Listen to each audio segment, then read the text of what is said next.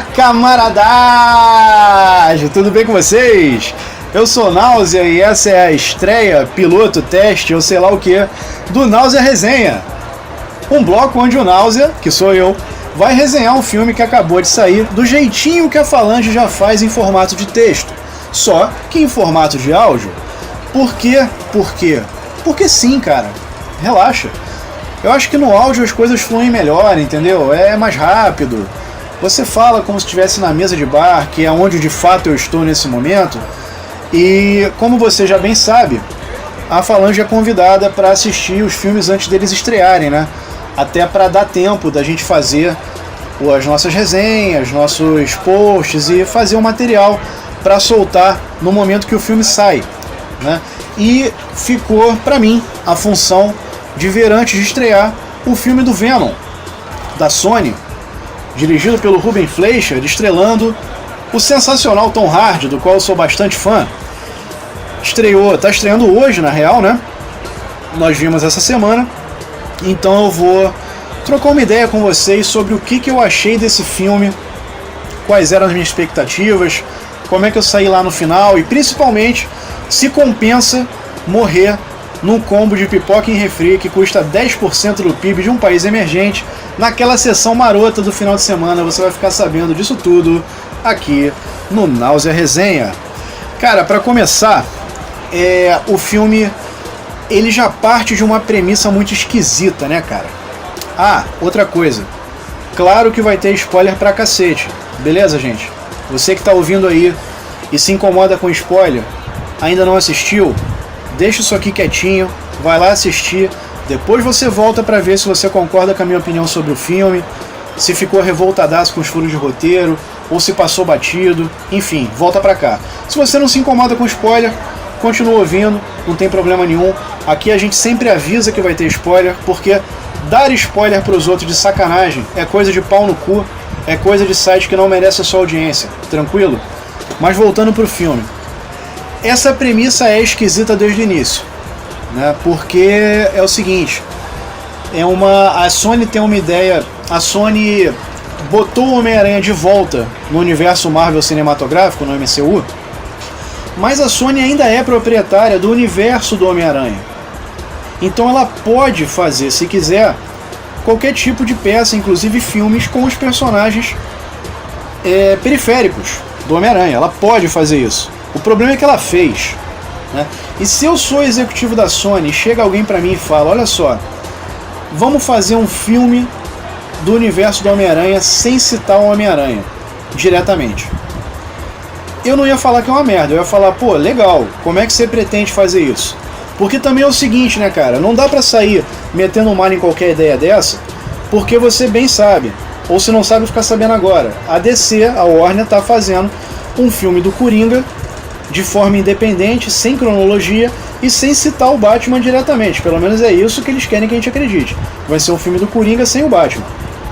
Porra, e eu acho a ideia muito boa. Eu tô levando muita fé naquele filme do Joaquin Phoenix, entendeu? Eu, especificamente. Então eu não vou torcer o nariz pra uma ideia dessas a princípio da Sony. O problema é que eles escolheram justamente o Venom pra fazer essa parada. Porra, e o Venom é um personagem que está diretamente associado com o Homem-Aranha.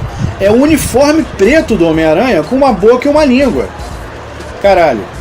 Então, cara, beleza, você quer fazer, mas como é que você vai fazer para desassociar o visual do Venom do uniforme do Homem-Aranha? Isso já é um negócio complicado, né? Mas beleza, vamos falar do filme e depois eu volto pra lá. E assim, ele é um personagem que não funciona muito bem sem estar associado ao Homem-Aranha. Porque como eu já falei, ele é o uniforme preto do Homem-Aranha. Como é que você vai fazer isso funcionar, né? Mas ainda assim, eles insistiram na ideia, porque o visual do Venom é um visual maneiro. Na verdade ele só é maneiro porque o uniforme preto é maneiro, né? Enfim, mas resolveram investir nessa parada, colocaram um ator de peso pra fazer, que é o Tom Hardy. Eu não lembro de um filme ruim feito pelo Tom Hardy. Verdadeiramente ruim, não lembro. Até hoje eu só vi filme bom do Tom Hardy. Até hoje.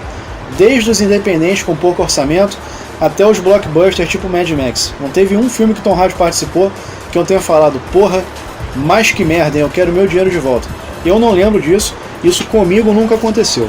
Cara, então, o que acontece? Eu fiz uma porrada de anotação no meu caderninho, com o meu garrancho. A gente tem que escrever com a sala no escuro, né? Então sai um monte de garrancho que às vezes eu não entendo. Mas eu fiz várias anotações, eu vou passando por elas aqui enquanto eu bebo uma. Pera aí. Traz uma lager. É? Não, na caneca grande mesmo, 0 grau. É nóis. Valeu. Cara, então é o seguinte, ó. Primeira coisa que eu notei, tem um In Association with Marvel gigante, em associação com a Marvel, aquele logo da Marvel gigante, vermelho. Pá! Pra deixar bem claro o seguinte, né, ó. Esse filme não é da Marvel, mas eles endossaram tudo que a gente tá fazendo aqui, então qualquer coisa, vai gritar lá no Twitter deles também, tá?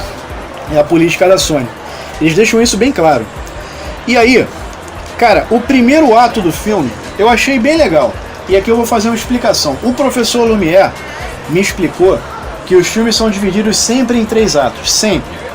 No primeiro ato, você apresenta os personagens principais e lança o conceito, o tom, o tema principal do filme.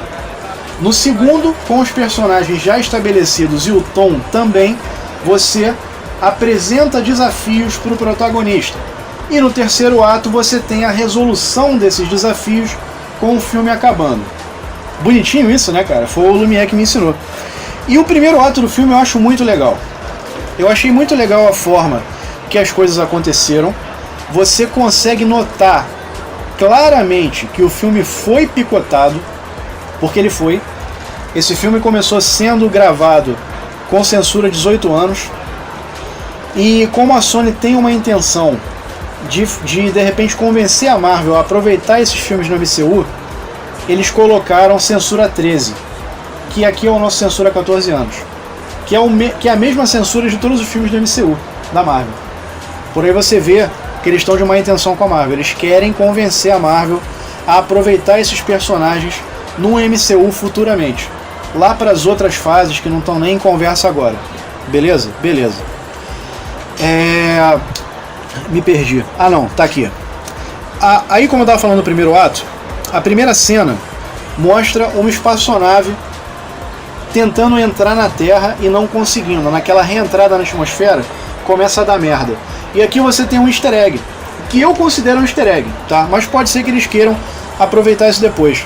O astronauta que avisa para a central que vai dar merda na aterrissagem se chama Jameson. Astronauta Jameson, Mayday, Mayday, eu lembro claramente disso. E Jameson é o sobrenome do JJ Jameson, que é o dono do Clarim Diário, jornal onde o Peter Parker trabalha. E no gibi, de fato, o Jameson tem um filho que é astronauta. Inclusive esse personagem foi até aproveitado na trilogia do Sam Raimi, do Homem-Aranha 3. Ele namorava a Mary Jane, tá ligado? Você vai lembrar disso. Toda hora esse filme reprisa por aí. Dá licença que minha cerveja chegou. Então, e aí começa com essa cena, a gente vê que tem um acidente. Dentro dessa nave tinha algumas redomas com os bichos gelatinosos, que você sabe muito bem que são os simbiontes, mas eles não chamam disso nesse momento. Um desses simbiontes consegue entrar num astronauta, e o astronauta depois morre e tal. E aí ele vai passando o simbionte vai passando de corpo em corpo até conseguir fugir dali, né? E os outros simbiontes que estavam na nave conseguem ser resgatados pela dona do foguete, que a gente fica sabendo que naquele momento é uma empresa particular chamada Fundação Vida, ou Life Foundation, porque eu vi a versão legendada dessa porra. Então, e aí começa a primeira parte legal, assim, o legal entre muitas aspas, tá? Legal, tô sendo irônico. O simbionte, ele encarna numa pessoa que estava ali passando pela rua, a transeunte, e essa transeunte pega um pedaço de um dos uniformes dos astronautas, que é justamente o que tem a logo da Fundação Vida. E ela pega aquele logo, olha para aquele logo e sai andando. Tá? A gente vai voltar nisso depois, tranquilo? Eu vou até anotar aqui. Pega logo e sai andando. E sai andando. Minha letra é horrorosa. Pega logo e sai andando. Corta pra vida de Ed Brock. Ed Brock é um jornalista bem sucedido, tá? Muito bem sucedido. Ele é repórter investigativo e ele tem um bloco numa emissora de TV, onde ele faz lá as reportagens dele, no estilo do Aqui Agora, para quem é mais velho e lembra do que é o Aqui Agora. E aí beleza, sendo que ele tem uma namorada, essa namorada é advogada, e pasmem os senhores, essas coincidências que só um roteiro feito nas coxas pode te dar. Ela é advogada de defesa justamente da Fundação Vida, que é a empresa que veio do espaço trazendo simbiontes escondidos. Tá rolando um processo por causa daquele incidente da nave e ela tá defendendo a Fundação Vida, tá? E eles dois namoram. Acontece que o Ed Brock, ele é jornalista investigativo, então ele é fofoqueiro, ele gosta de fuçar nas coisas. É da função do jornalista investigativo fazer isso. Ele acaba fuçando os documentos da namorada e acaba achando esse processo onde a Fundação Vida supostamente está escondendo mortes. Pessoas estão morrendo sob tutela dessa empresa e ela está tentando esconder isso. E a namorada dele está cuidando desse caso, a namorada do Ed Brock. Só que aí ele rouba esse documento e vai correr atrás de mais informação. E nisso ele tenta entrevistar o Carlton Drake, que é o presidente da Fundação Vida, e ele acaba perguntando sobre isso. E ele é tirado pela segurança e papapá, mas ele não tem como provar nada. Sabe? Pelo menos nesse momento ele não tem como provar nada. E claro, como é que ele sabe disso? A única pessoa que tinha essa informação era a advogada da empresa que é a namorada dele. No final das contas, você vai ver o filme, os dois perdem o emprego. E a namorada fica puta e se separa dele. E aí nisso ele cai em desgraça. Tá? Cai em desgraça, fica deprimido, desempregado, ninguém mais dá emprego pra ele, porque o dono da Fundação Vida é muito influente, mexe os pauzinhos para que ninguém o contrate. Ele vai entrando em depressão e vai se afundando cada vez mais e piriri pororó, né? E tá aí criado o caldo para que seja feito o encontro entre o simbionte e o Tom Hardy.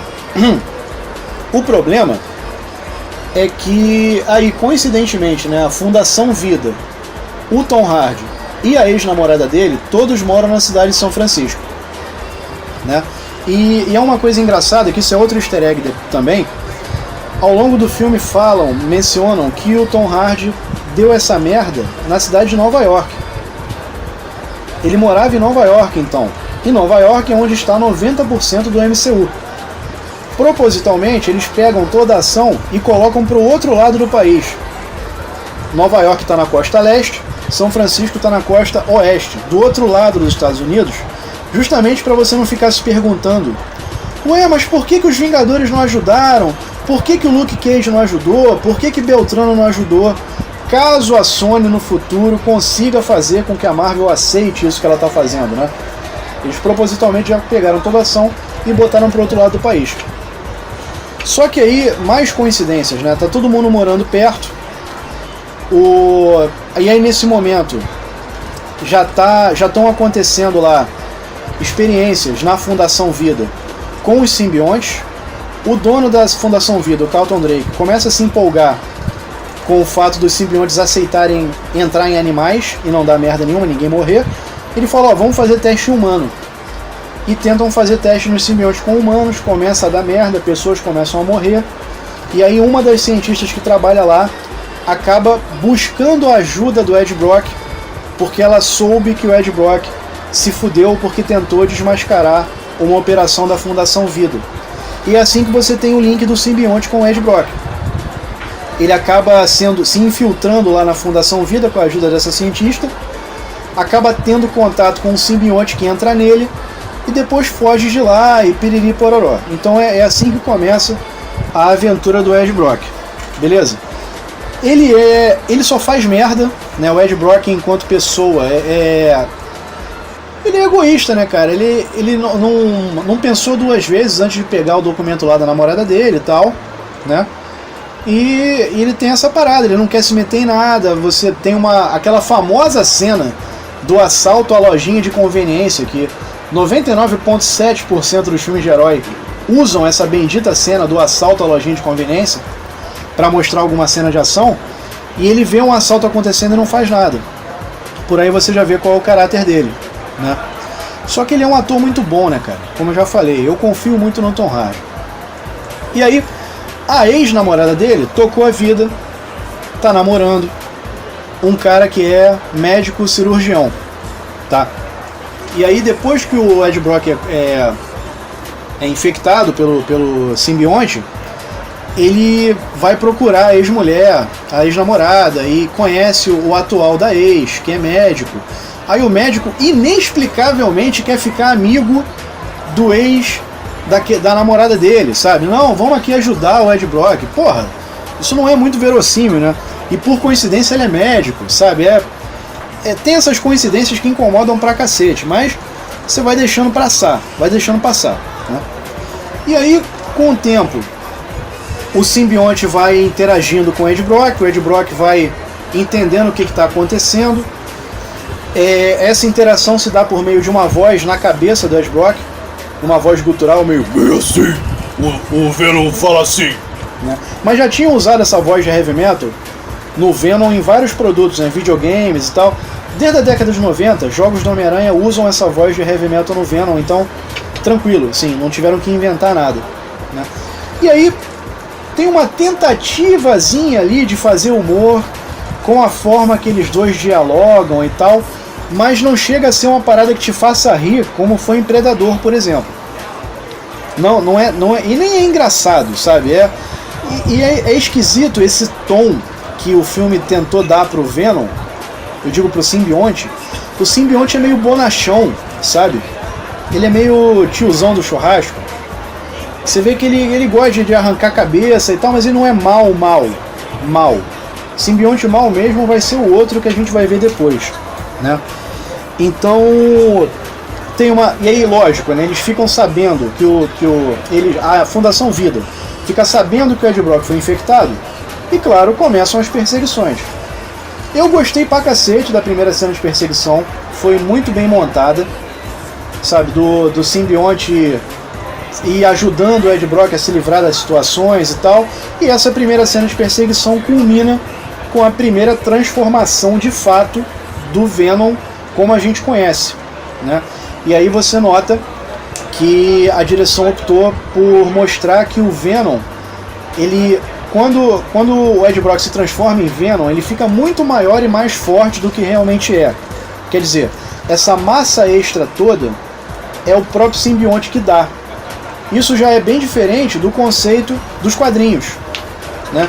Porque nos quadrinhos, quando o personagem Venom foi criado, é uma longa história que eu não vou falar aqui, passa numa invenção do uniforme preto do Homem-Aranha, e depois resolveram falar que era um uniforme vivo, e depois desse uniforme vivo resolveram botar uma boca e uma língua nele e dizer que era um personagem, né? Longa história que depois eu conto, mas enfim. Quando inventaram o personagem Venom, o hospedeiro dele era o Ed Brock, e o Ed Brock era forte pra cacete. Porque o Ed Brock estava em depressão, porque tinha perdido o emprego, é um background até parecido com o que o filme usou, só que sem usar o Homem-Aranha, lógico. E aí ele, pra tentar curar a depressão, começou a fazer musculação, até ficar monstrão, Kleber Bambam, né? E aí o Venom no gibi, inicialmente, era forte, porque o Ed Brock era forte, né? Hoje em dia, mais não. Hoje em dia, nos gibis, o Venom dá massa extra para quem ele domina, né? E o filme, muito inteligentemente, preferiu ir por esse caminho também. Porque aí quando o Venom se transforma, ele fica bem fortão, fica com mais de 2 metros de altura, fica mais aterrorizante, né? O que ninguém consegue me explicar é o seguinte, né? O Venom continua sendo o caralho do uniforme preto do Homem-Aranha. Só não tem a aranha no peito, obviamente, porque a Sony nem ia poder usar. E como é que ela ia explicar a aranha no peito do Venom, né? Não daria pra explicar. Mas os olhos da máscara do Homem-Aranha ainda estão lá, cacete, né? Assim, é um desenho de personagem muito bom. Só que aí você tem que fazer, pra fazer o filme acontecer, você tem que fazer uma porrada de malabarismo pra tentar explicar que as coisas são daquele jeito porque são e pronto. Então a partir de agora, o Venom não tem os olhos parecidos com a máscara do Homem-Aranha porque ele era um uniforme do Homem-Aranha. Ele tem um olho parecido porque a coincidência acabou. né? Porque não teria como mudar o rosto do personagem. Se mudasse o rosto, era outro personagem, não era o Venom. A aranha você até tirou, mas e todo o resto, né? Complicado. E ele também, esse simbionte especificamente, que domina o Ed Brock no filme, ele também se balança algumas vezes, sabe? Solta uma espécie de teia, entre aspas, de simbionte preto e se balança. O outro simbionte, que eu já vou falar dele, não faz isso. Então é uma particularidade dele também. Então, mais uma coincidência ele gostar de subir em parede e de se balançar igual ao Homem-Aranha, já que não tem nenhuma associação com o Homem-Aranha, né? A Mãe Serpente está fazendo a versão em texto dessa resenha, né? Eu tenho certeza que ela está espumando de raiva com tudo isso que eu estou apresentando aqui. Só que a diferença entre a gente é que eu consigo abstrair isso um pouco melhor do que ele, né? E eu consigo me divertir igual. Eu tenho certeza que a mãe não se divertiu vendo esse filme. Depois eu vou ler o texto, enfim. Mas eu tenho certeza que não. E aí ele se transforma no Venom, e piriri pororó, e altas aventuras com uma galera aprontando altas confusões. Então, pulando, eu não vou ficar contando todo o filme aqui, mas o que acontece é que a Sony, ela tentou fazer a mesma coisa que a Marvel já fez algumas vezes, sem muito sucesso, que é a parada do vilão espelho, né?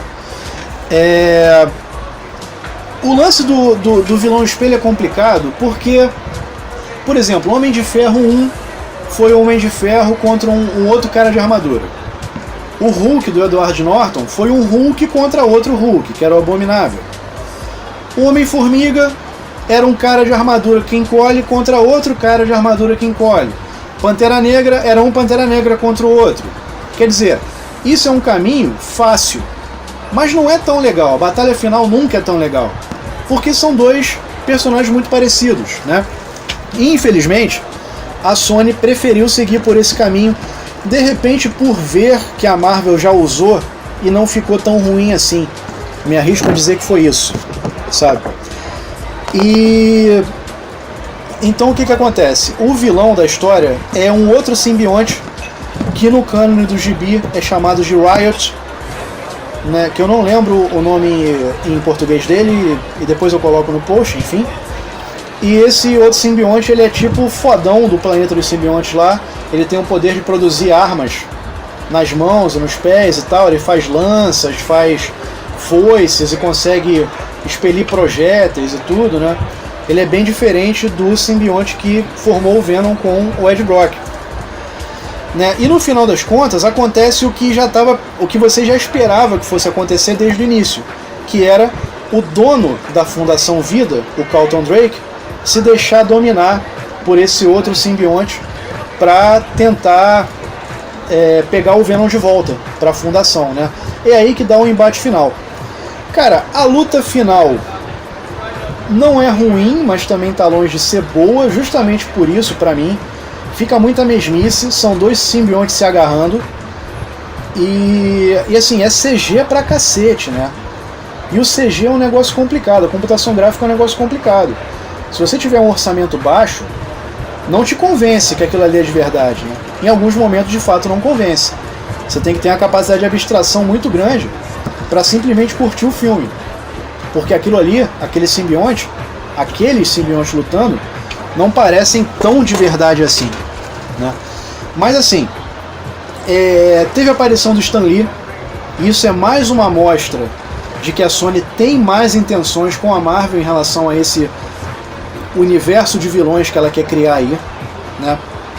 Stan Lee teve uma aparição, se bem que agora teve a aparição do Stan Lee até no desenho dos Jovens Titãs, né? Então você não espera mais nada diferente disso. A relação entre eu ia falar Brock Lesnar, né? Eu ia falar Tom Hardy, depois eu ia falar Brock Lesnar. Isso aqui não tem nada a ver com WWE. Mas a relação entre o Ed Brock e o Venom é quase um bromance.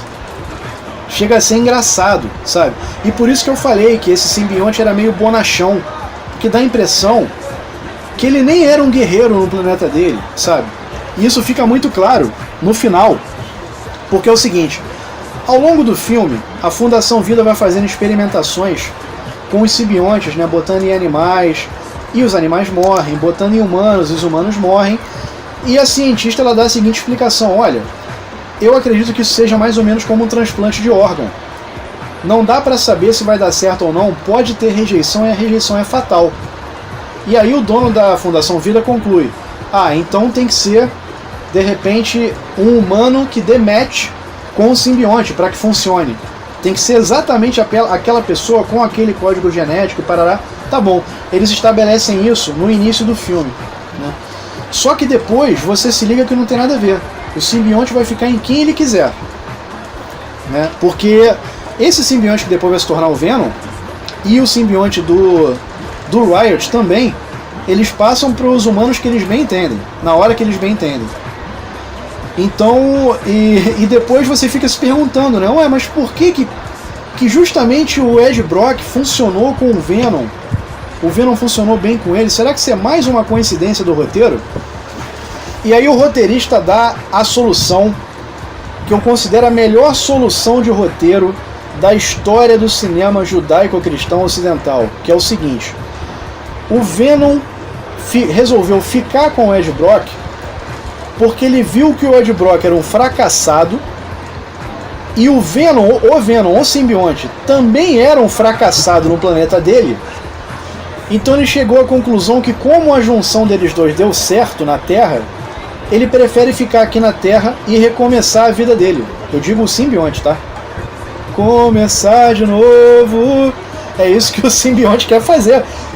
Acredite você ou não, beleza? É basicamente assim: cara, eu podia comer a sua cabeça, eu podia dominar a Terra junto com o Riot e os outros simbiontes e trazer todo mundo pra cá, mas até que eu gostei daqui. E no meu planeta eu não era muito respeitado. Eu era um merda lá. E você também é um merda aqui. Só que a gente junto é legal. Então eu acho que a gente pode recomeçar a nossa vida aqui na Terra. É um bromance, cara. É um bromance do simbionte com o Ed Brock. Nenhum roteirista da Marvel ousou fazer a relação do simbionte com o hospedeiro um bromance. Geralmente é terrorismo psicológico que rola, chantagem emocional. Ou você aceita ficar comigo ou eu mato a sua família. Geralmente é assim que acontece com o Venom. Ou então é um psicopata que se deixa dominar para fazer ainda mais merda, como foi o caso do Escorpião, do Homem-Aranha, na época que ele se tornou o Venom também. Essa forma amigável, isso nunca aconteceu. E é PG-13 pra caralho isso, né? É muito pra criança. Mas eu acho que funciona, sem preconceitos, sem maiores julgamentos, funcionou legal. Essa explicação foi tão imbecil que funcionou no final. Funcionou. No momento que ele falou isso, eu joguei a toalha e falei: cara, esse filme é bom. Esse filme é bom. Eu tava sendo injusto com ele até agora, porque se o cara tem capacidade de colocar uma explicação dessa num filme, ele tem que ser respeitado. Veja bem, Ed Brock, eu simbionte, eu sou um bosta no meu planeta, só que aqui ficou legal, então eu vou ficar por aqui e vou passar a lutar contra o meu irmão simbionte que vivia comigo no meu planeta, beleza? E assim começa o Venom anti-herói. E aí o filme termina consolidando isso, que o Venom não é e nunca foi um vilão, na verdade, né? Ele nunca faz papel de vilão nesse filme e provavelmente não vai fazer se essa ideia for à frente, né? Ele é um anti-herói desde o início. Você de cara acaba com a relação entre Homem-Aranha e Venom, porque eles já são completamente independentes, e isso é complicado pra mim. Se a Sony levar essa ideia à frente de colocar o Venom no universo da Marvel, o que eles vão fazer? Não existe o ódio ao Homem-Aranha, não existe nenhuma ligação com o Homem-Aranha.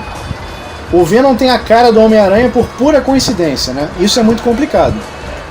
Mas o filme em si, que é o que eu vim fazer aqui no meu bar, falar do filme, ele não é ruim. Bato o martelo. O filme não é ruim, ele cumpre o objetivo. E vou te falar o seguinte, cara, com esse conceito inicial nas mãos, eles conseguiram fazer muito mais do que eu esperava que eles conseguissem fazer. O filme é bastante satisfatório. Eu banco pra você o combo de pipoca e refri que custa 10% do PIB de um país emergente. Pode ver esse filme no final de semana, você não vai ficar frustrado. Beleza? Esse é o meu testemunho pra você. Você não vai ficar frustrado com esse filme. Ele é um filme ok. Se esse filme E digo mais, vou botar uma polêmica aqui, você me diga se concorda com isso ou não. Se esse filme pertencesse ao MCU, ele estaria na frente do primeiro Thor, ele estaria na frente do Homem de Ferro 3, ele estaria pelo menos empatado com o Hulk do Edward Norton, porque eles são muito parecidos em certa maneira. Parece até que foi copiado, sabe? Mas pra mim é isso. E aí tem cena pós-crédito, né? Tem a aparição do Stan Lee e tem cena pós-crédito também, e era uma parada que todo mundo já esperava. Spoiler mega aqui, teremos Carnificina caso essa ideia continue. E eles não estão jogando para perder. Sabe por que eles não estão jogando para perder? O Cletus Kasady, que é o assassino serial ruivo, que vai ser o hospedeiro do Carnificina no futuro. Carnificina nada mais é que um simbionte que se associa ao sangue de um ser humano, né? E aí toda vez que a pessoa se corta, ele sai e domina. E ele, no gibi, domina esse cara chamado Cletus Kasady, que é um assassino em série que está preso e tal. Nada mais nada menos é que o Woody Harrelson. Pegaram o Woody Harrelson para fazer o Cletus Kasady numa cena pós-crédito de 50 segundos. Então, cara, isso não é para ser um filme isolado. Eles têm um projeto grande com esse universo de vilões da Marvel.